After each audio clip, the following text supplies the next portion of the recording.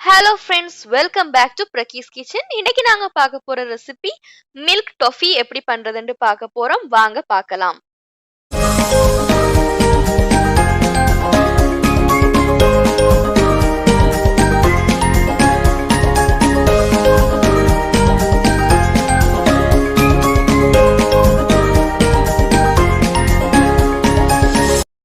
இப்போ இதுக்கு தேவையான ingredients sweetened condensed milk வந்து நான் 400 grams 2 tin எடுத்திருக்கிறேன். So total 800 grams அளவுக்கு எடுத்திருக்கிறேன். அப்புறமாக sugar 400 gram அளவு எடுத்திருக்கிறேன். cashew nuts நான் 10ல இருந்து 12 எடுத்து அதை நல்ல குட்டியாக நறுக்கி வச்சிருக்கிறேன். ஏலக்காய் பவுடர் 1 டேபிள் ஸ்பூன் அளவுக்கு எடுத்திருக்கிறேன். அப்புறமாக பட்டர் தேவையான அளவு நாங்க யூஸ் பண்ணி கொள்ள போறோம். இப்போ நாங்க மில்க் டொஃபி செய்ய ஆரம்பிக்கிறதுக்கு முன்னாடியே இந்த ட்ரேயை ரெடி பண்ணி வச்சுக்கொள்ள போறோம். நான் ஒரு பேக்கிங் ட்ரேயில கொஞ்சமா பட்டர் சேர்த்து அதை நல்லா பிரஷ் பண்ணி விட்டுற போறேன். எல்லா சைட்ஸுமே படுற மாதிரி பட்டரை நல்லா பிரஷ் பண்ணி விட்டுறலாம். அப்போதான் வந்து மில்க் டொஃபி உங்களுக்கு ஒட்டாம ஈஸியா வரும். ஸோ இந்த ட்ரேயை ரெடி பண்ணி வச்சதுக்கு அப்புறமாக நாங்க மில்க் டொஃபி செய்ய ஸ்டார்ட் பண்ணலாம். நான் இப்போ வந்து ஒரு நான்ஸ்டிக் பேன்ல கண்டென்ஸ் மில்க சேர்த்துக்கொள்றேன். நீங்க நான்ஸ்டிக் பேன் இல்லாட்டி என்ன பேன்லயும் இதை செஞ்சு கொள்ளலாம். கண்டென்ஸ் மில்க் இனிப்பு சேர்க்கப்பட்டது நான் 800 கிராம் அளவுக்கு எடுத்திருக்கிறேன். 800 கிராம் அளவு கண்டென்ஸ் மில்க் எடுக்கிறீங்களாக இருந்தா அதனுடைய அரைப்பாகம் அளவுக்கு சீனி சேர்க்க வேணும்.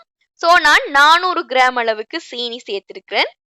2 டின் நான் யூஸ் பண்றதுனால ஒரு டின் ஃபுல்லா தண்ணீர் எடுத்து அதை நல்லா வாஷ் பண்ணிட்டு அதை இதுல சேர்த்து கொள்ள போறேன்.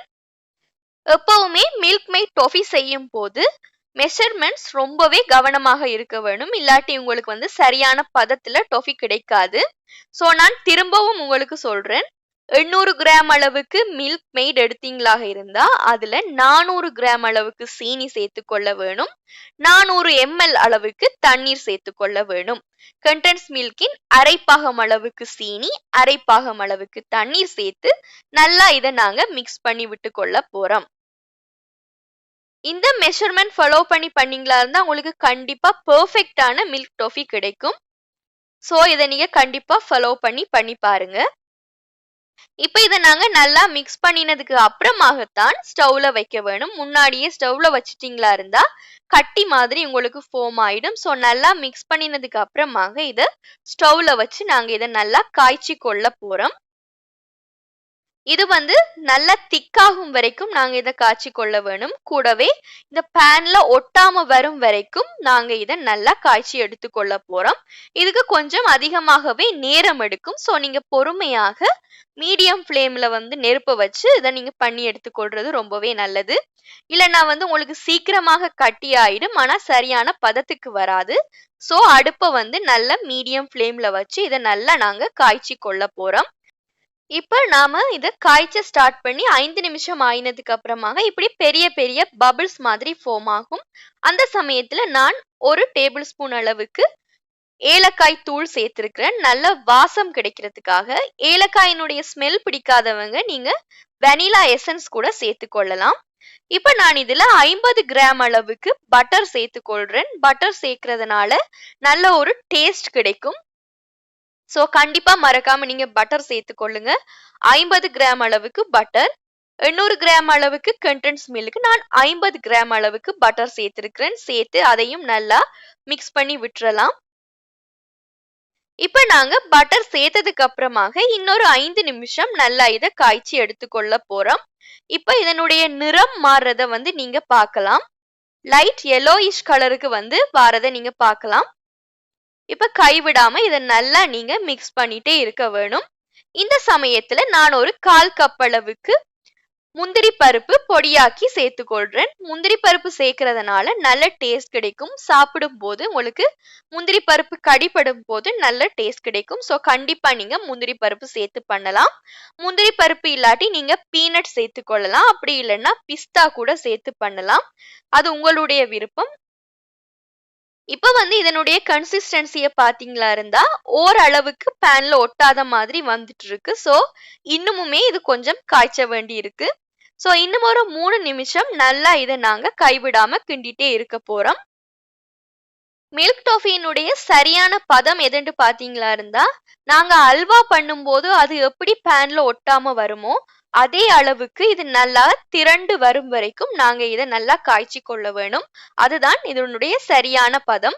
இந்த பதத்துல இருந்து கொஞ்சம் நீங்க விலகிட்டா கூட உங்களுடைய மில்க் டாஃபி பெர்ஃபெக்ட்டா உங்களுக்கு கிடைக்காது. சோ இப்ப நல்லா பாத்தீங்கன்னா தெரியும், ஒட்டாம அல்வா பதத்துக்கு வந்து எங்களுடைய மில்க் டாஃபி வந்திருக்கிறத. இப்ப நாங்க ஆல்ரெடி ரெடி பண்ணி வச்சிருக்கிற எங்களுடைய ட்ரேயில நாங்க இதை டிரான்ஸ்ஃபர் பண்ணிடலாம். இப்ப எல்லாத்தையுமே நாங்க இதுல டிரான்ஸ்ஃபர் பண்ணதுக்கு அப்புறமாக மேல நல்லா ஷேப் பண்ணி விட்டு கொள்ள போறோம். மேல வந்து நல்ல உங்களுக்கு ஷைனிங்கா ஷேப்பா வர வேணுமென்றால் அந்த ஸ்பூன்ல கொஞ்சமாக பட்டர் சேர்த்து மேல நீங்க நல்லா ஷேப் பண்ணி விட்டுட்டீங்களா இருந்தா உங்களுக்கு நல்ல பெர்ஃபெக்டான ஷேப் வந்து மேல கிடைக்கும். சோ நான் வந்து ஸ்பூன்ல பட்டர் கொஞ்சமாக சேர்த்து அதே சூட்டோடவே இதை நான் நல்லா ஷேப்பா பண்ணி எடுத்துக்கொள்ள போறேன். சோ உங்களுக்கு பார்க்கும் போதே தெரியும் மேல் பரப்பு வந்து ரொம்பவே ஷைனிங்கா நல்ல ஷேப்புக்கு வந்துட்டு இருக்கிறது. சோ கண்டிப்பா இந்த ஸ்டெப்ஸ் நீங்க ஃபாலோ பண்ணி பாருங்க. இப்ப இதை நல்லா பிரஸ் பண்ணி நான் இதை ஷேப் பண்ணி விட்டதுக்கு அப்புறமாக இதை நாங்க பீசஸா கட் பண்ணி கொள்ள போறோம். இந்த கன்சிஸ்டன்சி இந்த சூட்டோடவே நாங்க கட் பண்ணிட்ட மாதிரி இருந்தா ஈஸியா கட் பண்ணி கொள்ள முடியும். இது வந்து ட்ரை ஆயினதுக்கு அப்புறம் கட் பண்றது ரொம்பவே கஷ்டம். சோ அழகான ஷேப்புக்கு நாங்க இதை எடுத்ததுக்கு அப்புறமாக இதை நல்ல துண்டுகளாக நாங்க கட் பண்ணி எடுத்துக்கொள்ள போறோம். நீங்க உங்களுக்கு சின்ன பீசஸா வேணும்னா சின்னதாக கூட கட் பண்ணி கொள்ளலாம். பெருசா வேணும்னா பெருசா கூட கட் பண்ணி எடுத்துக்கொள்ளலாம். நான் இன்றைக்கு கொஞ்சம் பெருசாவே கட் பண்ணி எடுத்துக்கொள்ள போறேன். சோ இதை நல்ல துண்டுகளாக நான் கட் பண்ணி எடுத்துக்கொள்றேன். இது ரொம்பவே டேஸ்டியான ஒரு ஸ்வீட் ரெசிபி, ரொம்பவுமே ஈஸியும் கூட. சோ இதை நீங்க கண்டிப்பா வீட்ல ட்ரை பண்ணி பாருங்க. குழந்தைகளுக்கு ரொம்பவே பிடிச்ச ஒரு ஸ்வீட்டாக கண்டிப்பாக இது இருக்கும். நான் முன்னாடியே சொன்ன மாதிரி அளவுகள் வந்து நான் சொன்ன அளவே நீங்க ஃபாலோ பண்ணி பாருங்க.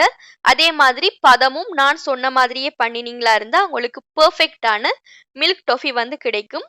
சோ இது வந்து கண்டிப்பா உங்க வீட்ல எல்லாருக்குமே பிடிக்கும். நான் இதுல ஸ்பூன்ல கொஞ்சமா பட்டர் சேர்த்து இதை கட் பண்ணி விடுறேன். சோ ஈஸியா உங்களுக்கு கட் பண்ணும்போது எடுக்கிறதுக்கு ரொம்பவே ஈஸியாக இருக்கும். சோ இதை இப்படி கட் பண்ணதுக்கு அப்புறமாக ஒரு அரை மணித்தியாலம் இதை இப்படியே நாங்க ட்ரையாக விட்டுறலாம். ட்ரை ஆகினதுக்கு அப்புறமாக உங்களுக்கு பார்க்கும்போது இப்படித்தான் இருக்கும். ரொம்பவே சாஃப்டும் இல்லாம ரொம்பவே ஹார்டும் இல்லாம சூப்பரான ஒரு பதத்துக்கு வந்து இது வந்திருக்கிறத நீங்க பார்க்கலாம். டீ டைமுக்கு டீ கூட இது சாப்பிடும்போது ரொம்பவே சூப்பராக இருக்கும். சோ கண்டிப்பா நீங்க இதை வீட்ல ட்ரை பண்ணி பாருங்க. பிடிச்சிருந்தா மறக்காம உங்களுடைய ஃபீட்பேக் எனக்கு கமெண்ட்ஸ்ல கொடுங்க. சோ மறக்காம இந்த வீடியோவை லைக் பண்ணுங்க, ஷேர் பண்ணுங்க, சப்ஸ்கிரைப் பண்ணுங்க, கூடவே பெல் ஐகானை பிரஸ் பண்ணுங்க. நன்றி.